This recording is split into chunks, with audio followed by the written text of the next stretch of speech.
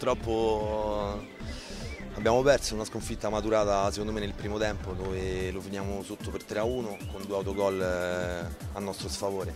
E sapevamo della forza dell'avversario, questo era indubbio, anche se oggi secondo me, a mio avviso, non c'è stato. Insomma, oggi abbiamo fatto una grandissima partita, purtroppo subiamo l'infortunio di Daniele Cavallo dopo 2-3 minuti, speriamo non sia niente di grave, insomma, però una grande perdita. E per adesso non posso dire niente, perché se facciamo gol su libera a 2 minuti dalla fine stiamo a fare un'altra intervista, secondo me. Purtroppo questo clima è derivato dall'andata, dove non siamo stati trattati benissimo.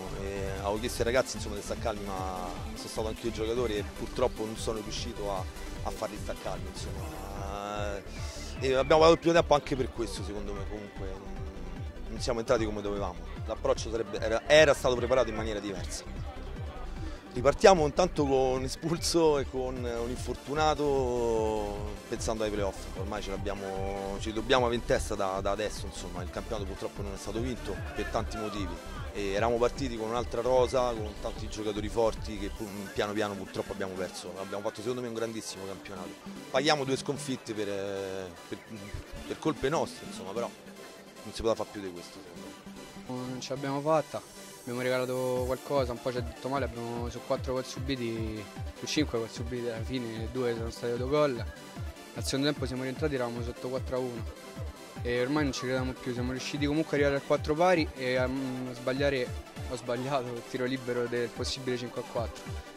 Forse doveva andare così. Volevo fare una dedica speciale al nostro dirigente che purtroppo per motivi di salute sta vivendo un momento difficile della propria vita. E fare un bocca al lupo per una possibile operazione alla gamba e poi un saluto a mia moglie e a mia figlia con una bambina piccola di 10 mesi a casa, quindi ecco, questi 3 gol li ho dedicati a loro.